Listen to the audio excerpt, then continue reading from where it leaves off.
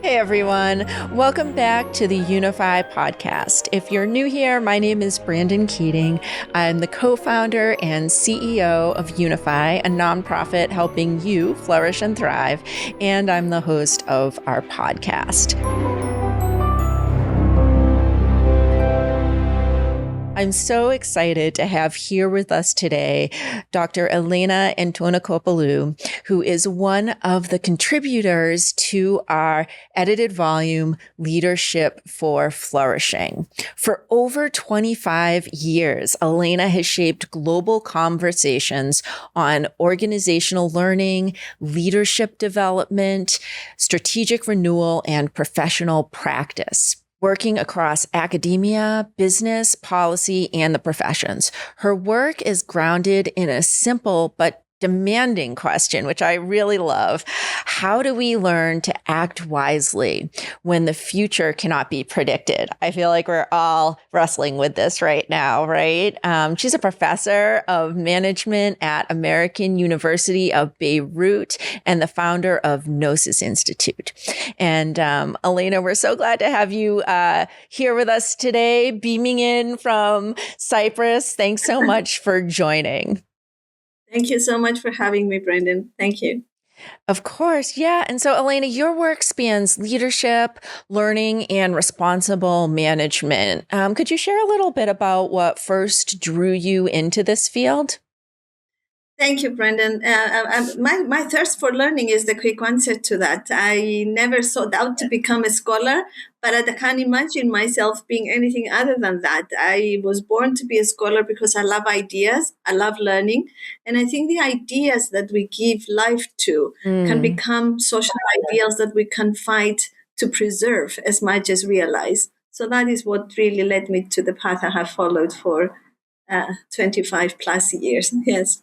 Beautiful. And, we talk a lot about leadership for flourishing here on the podcast and in our interactions as well. I wonder if you could share a little bit about how you think about defining leadership for flourishing. What does it mean to you? If I had to simplify it in a concept, it would be co-creation. To me, the world we live in is not just constituted by our individual participation, but it is about our connectedness. And therefore, for me, co-creation offers this notion of symbiosis, not symbiosis. So this small distinction is a big difference, though. If you only cohabit, you only coexist. If you co-create, you make what's possible. Oh, I love that. Beautiful. And was there a defining moment or experience that shaped how you think about leadership right now, leadership today? Several events, both in my personal and professional life. I consider one of the most salient moments in my scholarly career when I was invited to deliver a keynote at the Royal Norwegian Air Force Academy in Trondheim. And it was just a wonderful occasion to bring my ideas around leadership from the world of business in the military context. But then what became now a 10-year relationship as an ethnographer in residence has been very defining for me in opening the possibilities I previously could not see. So whilst I might be making reference to a long-standing research collaboration, more recently I was invited by ETH and the Department of Architecture and Urban Planning to bring some of these ideas and to foster the kind of learning that allows us to realize the impact of our individual and collective leadership. So it's responding to opportunities as much as defining moments in and by themselves. Yes, and it sounds like you've really engaged with folks across a lot of different sectors. We're definitely going to dig more into your professional journey and all of the amazing work that you're bringing into the world. But we'd love to let folks learn a little bit more about you. And I'm curious about what young Elena was like. How did you become the Elena that we know today? I'm smiling because I have repatriated after having lived abroad the biggest part of my adult life. After 35 years, I returned back to Cyprus to care for my two elderly parents. And it was not a light decision, but one that I feel very content and in peace with myself for, because it forced me to revisit my journey and now meet again the place where I have so many important memories as a child. Yeah, full circle. As a citizen of the world. So I will not lie that it has been hard to know how to be Cypriot when I have, in the biggest part of my adult life, approached the world with a lot more complexity. But then again, Cyprus is not, a place void of richness or complexity. I'm very proud of my origins. I've actually realized how lucky I have been to have seen the impact of colonization, to have seen the impact of obviously conflict, geopolitical conflicts, retain some difficulties and differences, but at the same time, the genuine hospitality, in the Greek language, we refer to not as xenophobia, but philoxenia. In other words, the way you welcome the other into your life is the reason why I think I've never been afraid to delve into something I don't know and allow myself to immerse into the process and to actually commit to learning. And so the young Elena is no different than the Elena you meet today, because that young child who is still inquisitive and curious is the reason why I do everything I do, really. Yeah, that animating curiosity. Beautiful. And when you think of your own flourishing, is there something that comes to mind that's maybe challenging your flourishing right now and maybe something that's helping you flourish and thrive? Very good question. I think, yes, everything that allows me to flourish, I know, is learning. I'm at my happiest when I know I'm actively learning. At the same time, I know that there are not enough hours in the day to devote oneself to all the learning that it is possible or necessary to.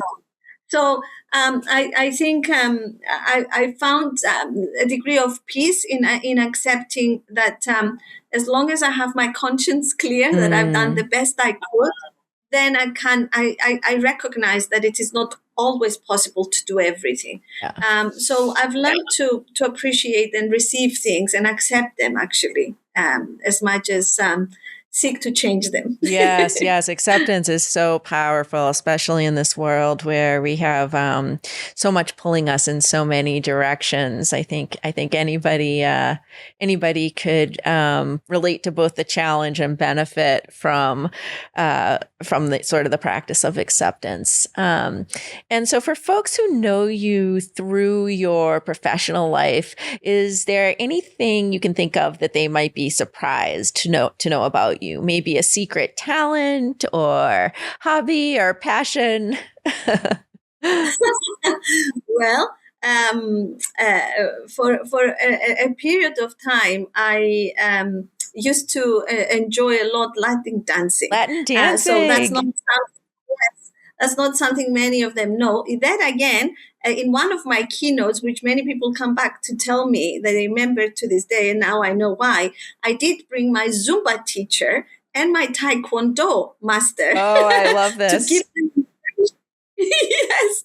And it was a keynote which was entitled Learning to Dance Another Way, which was a reflection of my own commitment to move from classical ballet to obviously Latin dancing. Yeah. But more than that, just this process of accepting that there's just so much richness around us that if we allow ourselves to be curious, then the confidence that we build is precisely because of the choices that we afford ourselves to make. And that's liberating. Beautiful. Yeah. I don't think that because I think I pour the soul of me in everything I do. So I'm an open book. Yes. Well, what I understand now is that at the next convening where we're together, we'll have to be hosting the dance party. So we've now determined that. So Coming back to what you were sharing about leadership for flourishing being co-creation and sort of your perspective and what you're bringing to leaders around the world, I'm wondering what you think or why you think traditional leadership and management approaches are falling short today. I think we can all observe that there's a bit of a crisis of leadership happening at the same time as there's this wave of leadership for flourishing practice seeking to evolve leadership. So why do you think that that many of the approaches are falling short right now? I think we've constructed a world which so many others have already alluded to, of separation, of tension, of personal gain and interest, short-termism. All of those things work against the very natural way things are, which are really so interconnected. We don't know when one thing begins and another ends. But it makes it easier for us to deconstruct and separate in order to understand. But we then miss the piece, which is how do we put it back together? So I think the real flaw in the system is that it's not that we don't need the structures and the orders and the kind of distinctiveness and the deconstruction processes, as I was alluding to before, but what we do need is the strength and the capacity to enable through that reconnection, the new possibilities. So management traditionally has been placed in opposition to leadership. It needn't be. If you understand leading and leadership, as I had been defining it as rising to the occasion you rise to above and beyond is to become human. and for that, I redefined management as man-agement. If you put a little hyphen in the word management, human, man, and agement is maturity. And for me, that's about moral endurance, which goes beyond character development and, of course, all the things that you and our other friends in the Leadership for Flourishing community care deeply about. It is also about beyond competence, embracing the consciousness and conscientiousness that our choices demand of us. Beautiful. So that, I think, is what we need to address to get the balance right. Yes. And your chapter revisits responsible management and relational leadership. Can you say a little bit about what needed to be revisited and why now? Very good. Yes, thank you for that. First of all, it was a very important moment in framing the chapter with that particular focus, because it gave me the opportunity to bring some of the additional work I have been doing in relation to competition. And it was nice to have worked also with Andrew and Elizabeth on the chat, because I know they care about competition. But when I brought to them and to therefore our discussion the focus of redefining competition as again, you might not be surprised now that I do hyphen words, but if you put now brackets between and then petition, suddenly petition changes competitiveness and competition from one of rivalry and the scarcity of resources to one of abundance. So I return to the systemic orientation that governs my work. And the reason why I wanted to revisit both responsible and relational leadership is that both of them are founded on the issue of connectedness and the stakeholder relationships. And of course, relational modes or relationist modes of leading are inviting us to understand leading and leadership as distributed, as shared, as co-created. But I think what is fundamentally missing is what makes this capacity for connectedness, for collectivity, for shared, distributed modes of being and becoming possible. And I concluded, and this is really very central to a much bigger kind of body of work that I've been advancing, that it is both a pedagogy, a research methodology, as much as a concept, which I have borrowed from anthropology, and it's called emplacement. And for me to be emplaced is to have a positionality. A positionality is about the strength of a stance taking, when you stand up for what you stand for. And so how does emplacement shift the way that leaders respond to challenges? It means that every challenge holds in it so much possibility that if you color it as a challenge, you might potentially approach it with reservation and with potential skepticism. If you see the same situation as an invitation of an opportunity to grow, to diversify, to expand your horizons, then I would say you become more likely to really go in more inquisitively, more rigorously. And I think what emplacement offers is not necessarily an invitation to be courageous but really leading. If you rise to the occasion, is a stance that you are afforded to take. Why deny yourself the opportunity to do so? Leading and leadership is always associated with action. But the question is, what action? Is it the kind of action that serves the common good? So petitioning for the common good is what co-petition means in the way we have reframed it. And for that to happen, and for the notion of competing for flourishing to be a possibility for leading and leadership, then the opportunity of an emplaced orientation means that you immerse yourself in the place in which you operate beyond contextualism. Yeah, and it sounds to me like this this attitude, this practice of engaging with challenges as an opportunity, it can be useful to anyone, anywhere, in any phase of their life, whether they're in an official leadership role or leading more informally, as we have a perspective in YOUnify that everyone everywhere can lead all the time, which we are in synergy with our friend and editor of the volume. Jim Ritchie Dunham says a lot: every day, everywhere, every time we can be leaders. So that sounds like something that anyone could put into practice in their lives. Absolutely, Brandyn. And thank you so much for bringing the wonderful work that Jim and other colleagues are doing in reminding us the importance of yes and strategic action and this connectedness and commitment. So, of course, it's well established in the leadership debates that we moved, thankfully, from the original ideas of leading being a matter of position in terms of seniority in any particular hierarchical setup to one of disposition.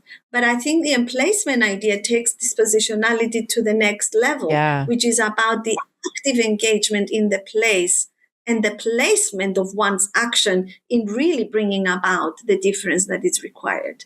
Beautiful. So we are the system. We must not talk about systemic change because it's somewhere outside of us, effectively. Right. That's what I'm trying to say. Yeah, it's right where we are in our context, embodied. Yeah. Beautiful. And so I love this thread of co-creation and relational engagement that you're pulling through all of your work. How does relational leadership differ from more traditional individual-centric leadership models? I feel like particularly here in the US and in the West generally, there's such an embedded culture of individualism. And, we're struggling with a loneliness epidemic. We're struggling with isolation and separation. So can you unpack for folks maybe how the relational leadership that you talk about in the chapter differs from that more traditional individual-centric leadership? Thank you, Brandyn. This is such an important point because, we spoke a lot about, collective ways of being and individualistic ways of being. The relational ways of being is a recognition that the other is not separate from me. So we approach others otherwise, which means that the collective orientation acknowledges that I of course, I honor my dignity, my capacity to make a contribution, my worthiness, but I honor also the other. And I approach my interaction and therefore co-creation process as appreciating that I can make a contribution, but it must be an opening that receives others' contribution for things to move forward. And my dear Brandyn, this was exactly the way that the team that came together worked on our Global Flourishing Goals policy document, which you helped bring us to the next level with your wonderful chapter, bringing your wonderful insights about what mobilizes a movement, the flow. It is those connections. But I will add to this the importance of also understanding in practice what the common good means. In a world, that which we call common sense is rarely common.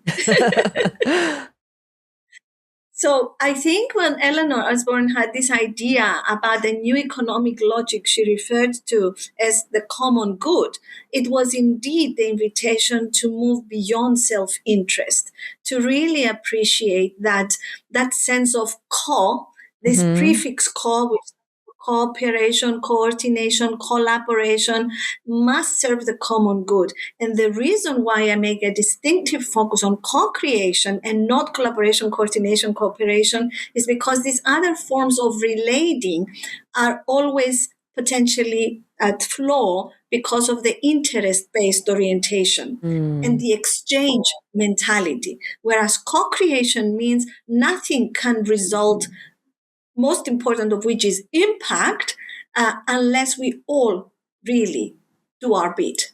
And so you mentioned leadership, the role of how we respond to challenges in being so essential to effective and flourishing leadership, and not just the role or the title or the position, but how do we respond to challenges? And I'm wondering how leaders and really all people can cultivate that stance. Is there just one thing that somebody who's listening or watching right now could do to start to cultivate that? Well, I would say that this is the new concept that I have been developing to extend the focus on psychological safety. What we know from learning research is, of course, that you're more likely to contribute, to exercise choice, to really have a sense of freedom when you feel safe, when you can speak up, when you notice things are happening or mistakes that potentially could be averted. But I think what we haven't paid enough attention to is the level of vulnerability, trust that also demands. So a big body of my work has been evolving around the persistent research question of what do you do when you don't know what to do? Yes. And of course, embedded in that has been the realization that, despite learning, despite improvement, mistakes repeat time and again. So my recommendation would be to anyone who wants to form a stance is be safe being vulnerable and invite others to trust you for it. Because there lies a possibility of the invitation and the opening for them to receive what you offer and to contribute, but also to allow the process to unfold without predetermining whether it's going to be deemed a success or a failure, nor waiting for it to be considered a mistake before, we can learn to fail well. Vulnerability trust is a stance-taking activity. And the one illustrative example, which of course you might say to me, oh, but that was a very particular crisis. I've been analyzing the Miracle on the Hudson River landing for many years. Interesting. And more recently, I teamed up with a fighter pilot from the Royal Norwegian Air Force because I wanted to see the case again from the perspective of someone who understands the logistics and the pragmatic issues. What do you do when both engines are off? And I think the best way I can describe it from also my ongoing research with special forces is building that core intelligence, not sensibility nor sensitivity, which we know as IQ and EQ, but CQ, CORE.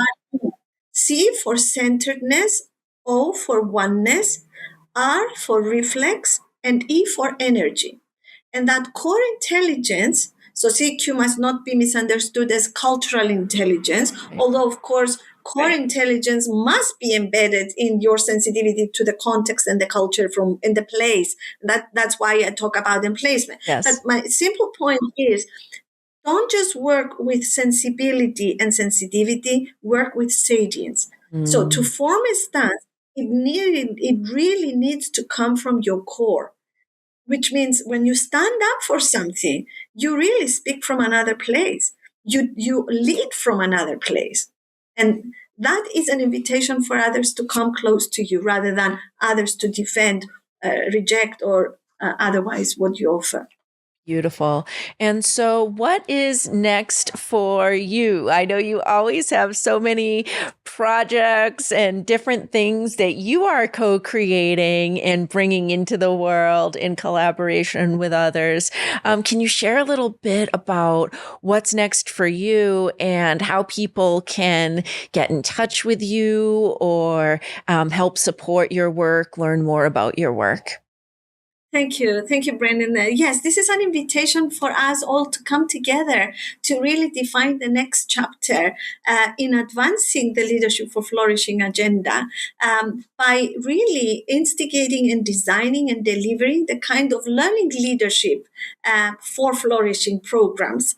I have this dream as an educator and as a lifelong learner, as I've said before. I really do think it's easy for us to add labels to activities, but we don't really do the work of making that possible. So the developmental bit, the growth bit, the maturity bit that I was referring to earlier is part of a new management leadership development program I had designed for some time. I have piloted it. And I'm hoping that we'll have the opportunity to run it one more time. But my dream would be to see us as a community, having invested the last 5 years leading events at the Academy of Management, at the International Studying Leadership Conferences, at EGOS, where we showcased innovations in learning leadership for flourishing, especially by zooming into the criticality of responsibilization, which means how do we enable that capacity for connectedness and assuming our active participation in co-creating the systems we preferred to be part of. And for that, it's not just the funding, it's just that we want to celebrate exceptional organizations and their leaders in the ways they make things happen that make the world we all would prefer to be part of. So I'm excited about that prospect, and I hope that this can be another wonderful project where many of us will come together to help shape and help deliver. There's a lot of learning in our community and a lot of opportunity to invite more learning together with all those that are committed to flourishing. So this is an open invitation. Beautiful. Yeah. And thank you for being such a wonderful catalyst for collaboration. It's really wonderful. So folks, we will have all of the links to connect with Elena, to buy the Leadership for Flourishing book, where you can check out her chapter, as well as connect with some of her other writing and research. We'll put all of that in the description. Elena also mentioned the Global Flourishing Goals, which are a set of goals, a collaborative project that we worked on together with some additional colleagues, proposing flourishing goals as the next evolution of the UN Sustainable Development Goals. So we'll link to that short discussion paper in the description as well, if you want to check that out. And you all can actually be a part of imagining the hopeful future that brings those global flourishing goals to life with concrete projects in your own community through our Write the Future campaign. So we'll have the information for that in the description as well. And if you'd like to do something immediately right now to help out, if you're feeling inspired or connected to what's being shared today, it's a really great help to hit that like and share button so that more people can access this information. To leave a comment, we'd love to hear what's helping you flourish and thrive or what's challenging you, and to also hit subscribe, which is totally free and helps us grow the channel. So Elena, this time has absolutely flown by. We're definitely going to have to do this again. If you're so willing. And I'd love, just to close out, if you could share a couple words about what you think the future of leadership looks like. You know, we're facing multiple crises. People can get a little overwhelmed. Obviously, that's a big topic, but if you can give folks just a couple of quick nuggets on what you think the future of leadership looks like. Thank you, Brandyn. The future of leadership is returning to our humanity. And I must start by acknowledging that I've been someone who had previously had taken a position that we're all human beings, not all of whom will grow to become human. And yet, in order for me to embrace fully what Leadership for Flourishing stands for, I revised my position. And so I develop in programs and in my research this commitment that we are all human beings, all of whom have the capacity to become human because we can reclaim what being human means. And so the future of leadership is humane. And to human as a verb, as Ingold, a very famous anthropologist, also has alluded to, is perhaps our challenge. That's why we need leadership development done properly to be able to do that. Beautiful. Well, thanks so much for joining, everyone. Thank you, Elena, and we will see you all next time. Thank you. Thank you. And Elena, will I see you in Oxford this year?